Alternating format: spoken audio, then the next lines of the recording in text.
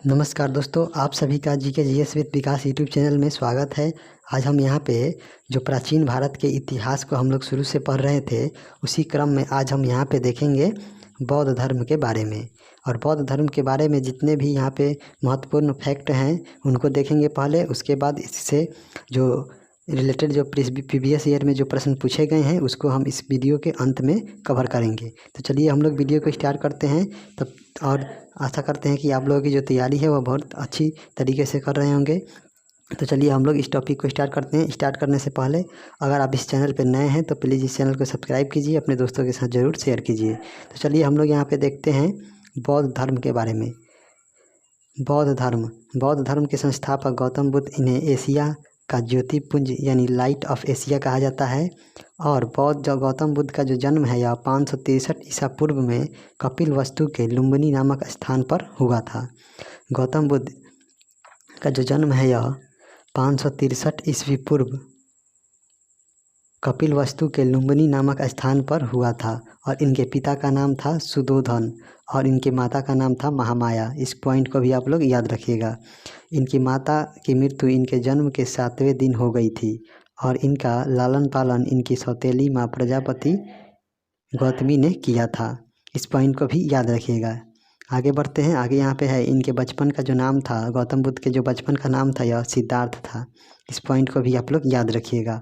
आगे बढ़ते हैं। आगे है यहाँ पे कि बचपन से ही गौतम बुद्ध का मन आध्यात्मिकता की ओर था, इसलिए इनके पिता ने इनका विवाह 16 वर्ष की अवस्था में यशोधरा के साथ कर दिया और इनके पुत्र का नाम राहुल था। इस पॉइंट को याद रखिएगा। अपने साम्राज्य में भ्रमण के दौरान इन्होंने व्यक्ति जीवन की 4 अवस्थाओं को देखा, जिसके बाद उनके मन में वैराग्य उत्पन्न हो गया। और कौन कौन से 4 व्यक्ति जीवन की जो अवस्था है उनको देखा, इसके बारे में देखते हैं। तो इन्होंने सबसे पहले देखा बूढ़ा व्यक्ति, उसके बाद बीमार व्यक्ति, उसके बाद शव देखा, उसके बाद इन्होंने सन्यासी को देखा। यही 4 जो है व्यक्ति जीवन की इन्होंने अवस्था को देखा। आगे बढ़ते हैं। आगे यहाँ पे है कि सांसारिक समस्याओं से व्यथित होकर सिद्धार्थ ने 29 वर्ष की अवस्था में गृह त्याग किया, जिसे बौद्ध धर्म में महाभिनिष्क्रमण कहा गया। यानी जो बौद्ध धर्म है, इस मत के अनुसार जब गौतम बुद्ध ने अपना गृह त्याग दिया, उसी को ही बौद्ध धर्म में महाभिनिष्क्रमण कहा जाता है। और ज्ञान की खोज में बुद्ध इधर उधर भटकते रहे। फिर उन्हें अलार कलाम मिले, जो इनके पहले गुरु बने। इन्होंने अलार कलाम से सांख्य दर्शन की शिक्षा ली। सांख्य दर्शन की इन्होंने शिक्षा ली। इसके बाद महात्मा बुद्ध ने अपने 5 मित्रों के साथ सारनाथ के वन में लगभग कई वर्षों तक कठोर तपस्या की। इसके बाद महात्मा बुद्ध ज्ञान की प्राप्ति के लिए गया चले गए। आगे बढ़ते हैं। आगे इसमें हम लोग देखेंगे। आगे है इसमें कि कठिन तपस्या के बाद 35 वर्ष की आयु में वैशाख की पूर्णिमा की रात निरंजना नदी के किनारे पीपल वृक्ष के नीचे सिद्धार्थ को ज्ञान की प्राप्ति हुई। जो यहाँ पे फिगर में यहाँ पे दिखाया गया है, पीपल वृक्ष के नीचे निरंजना नदी के किनारे इनको ज्ञान की प्राप्ति हुई 35 वर्ष की अवस्था में। ज्ञान प्राप्ति के बाद सिद्धार्थ जो हैं बुद्ध के नाम से जाने गए और वह स्थान बोध गया कहलाया। जब महात्मा बुद्ध को ज्ञान की प्राप्ति हुई तब वह बुद्ध कहलाए और वह स्थान बोध गया कहलाया, जहाँ पे उनको ज्ञान की प्राप्ति हुई। बुद्ध ने अपने प्रथम उपदेश सारनाथ में दिया, जिसे बौद्ध ग्रंथों में धर्म चक्र प्रवर्तन कहा गया है। और इन्होंने यह उपदेश पाली भाषा में दिया। गौतम बुद्ध ने जो अपना प्रथम उपदेश दिया है उसे बौद्ध धर्म में धर्म चक्र प्रवर्तन कहा गया, और इन्होंने जो अपना उपदेश दिया है वह पाली भाषा में दिया है। इसको भी आप लोग याद रखिएगा।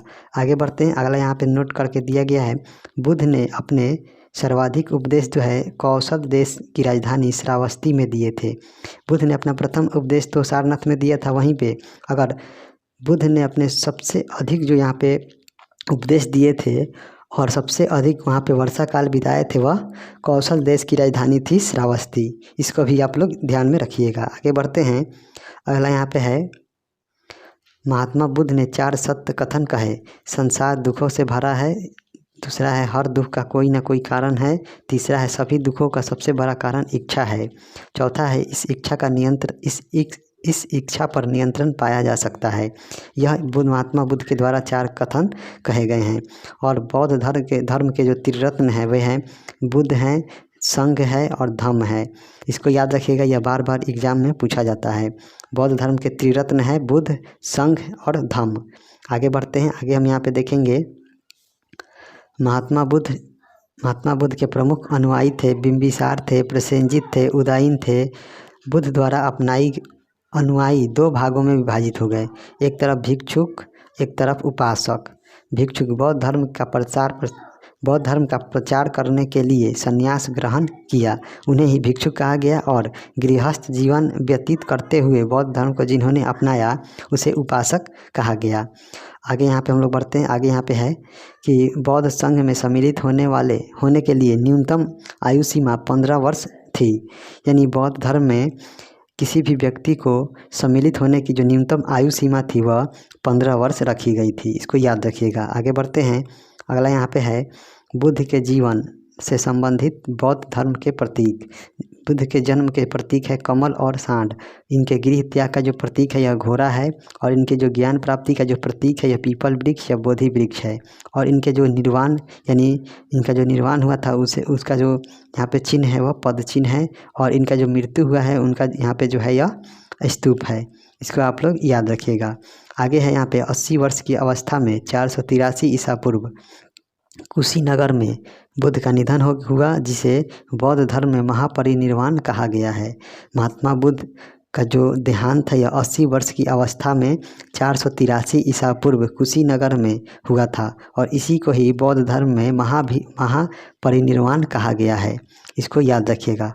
आगे बढ़ते हैं। आगे है यहाँ पे निधन के पश्चात बुद्ध के अस्थि अवशेषों को भारत के 8 जगहों पर स्थापित कर स्तूपों का निर्माण करवाया गया, जिसमें से सबसे बड़ा स्तूप जो है सांची का स्तूप था। यहाँ पे सांची का स्तूप का जो निर्माण कराया गया था यह बुद्ध के अस्थियों के अवशेष से भारत के 8 जगहों पर किया गया, जिसमें से सबसे बड़ा जो स्तूप था यह सांची का स्तूप था। इस पॉइंट को याद रखिएगा।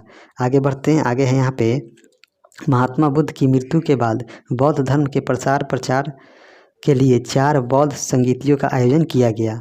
पहला जो बौद्ध संगीति है 483 ईसा पूर्व में राजगीर में कराया गया। और उस समय वहाँ के शासक थे अजातशत्रु। और इसका जो यहाँ पे पुरोहित बनाया गया यानी अध्यक्ष बनाया गया वह महाकश्यप को बनाया गया। दूसरा जो बौद्ध संगीति हुआ यह 383 ईस्वी पूर्व में वैशाली में किया गया। और इस समय कालाशोक वहाँ पे राजा थे। और इसकी जो अध्यक्षता है यह साबाकामी के द्वारा किया गया। तीसरा है 255 ईसा पूर्व में पाटलिपुत्र में किया गया। और यह जो है उस समय राजा थे अशोक। और वहाँ पे जो अध्यक्ष थे वह मोगलीपुत्र तीस को बनाया गया था। चौथा जो बौद्ध संगीति है यह 1वीं शताब्दी में किया गया। और यह कश्मीर के कुंडलवन में किया गया। और उस समय वहाँ के राजा थे कनिष्क। और इसके जो अध्यक्ष बनाए गए थे उस समय वसुमित्र को अध्यक्ष बनाया गया। और उसी के साथ में यहाँ पे अश्वघोष को उपाध्यक्ष भी बनाया गया था चौथे बौद्ध संगति में। आगे बढ़ते हैं। आगे हम यहाँ पे देखते हैं। आगे दिया गया कि चौथी बौद्ध संगति के बाद बौद्ध धर्म 2 भागों में बट गया था। पहला था हीनयान, दूसरा था महायान। इसमें हम लोग अंतर देखेंगे। हीनयान और महायान में जो अंतर है उसको हम लोग इसमें देखते हैं। तो यहाँ पे दिया गया हीनयान मत के अनुसार यह बौद्ध धर्म का प्राचीन रूप है, जबकि महायान के अनुसार यह नवीन रूप है। हीनयान के अनुसार यह कठोर मार्ग है, इसके द्वारा कम लोग निर्वाण की प्राप्ति कर सकते हैं। और महायान के अनुसार यह सरल मार्ग है, इसके द्वारा अधिक लोग निर्वाण की प्राप्ति कर सकते हैं। इधर है हीनयान के अनुसार यह बुद्ध को अलौकिक गुण वाला सामान्य मनुष्य मानते हैं, जबकि महायान शाखा वाले बुद्ध को भगवान मानते थे। यह अंतर है बौद्ध धर्म के 2 यहाँ पे जो विभाजन हुआ हीनयान और महायान, इन दोनों के मतों में यही अंतर है। आगे बढ़ते हैं। आगे हम यहाँ पे देखते हैं।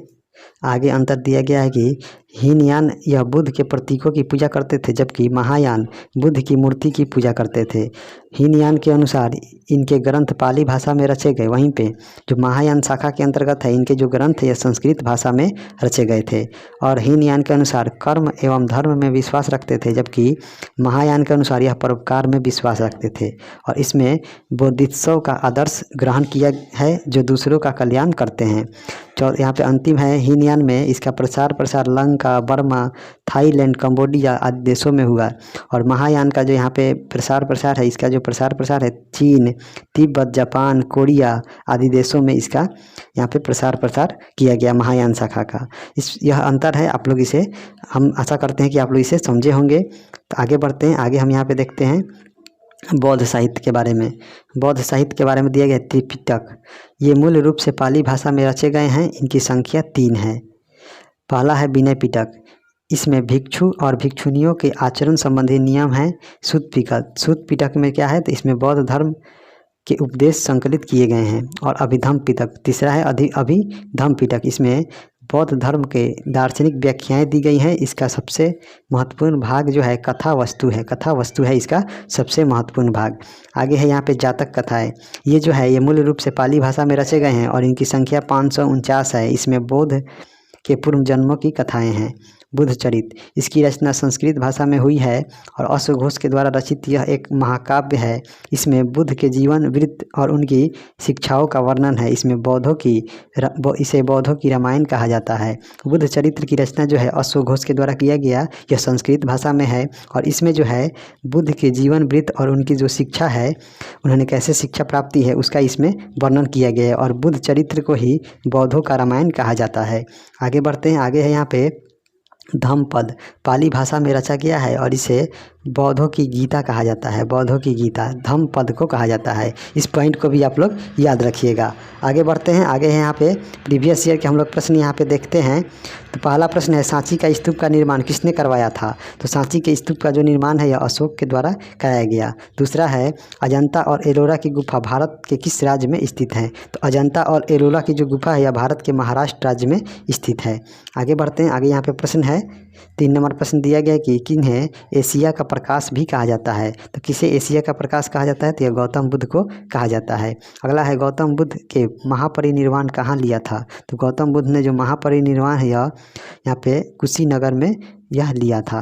अगला यहाँ पे है 5 नंबर प्रश्न, जो कि UPPCS 2008 में पूछा गया प्रश्न है, सारनाथ स्तंभ का चक्र निम्न में से किसे इंगित करता है? यह जो है आपका प्रगति को यह इंगित करता है।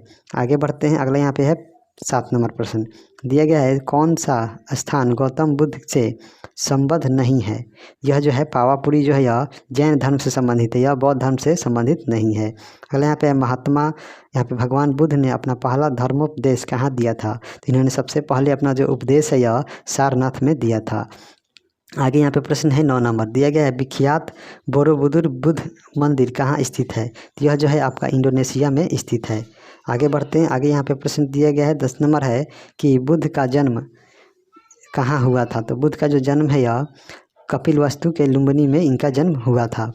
आगे बढ़ते हैं, अगले यहाँ पे है 11 नंबर, गौतम बुद्ध का वास्तविक नाम क्या था? तो गौतम बुद्ध का जो वास्तविक नाम था यह सिद्धार्थ था। इनके बचपन का नाम भी सिद्धार्थ था।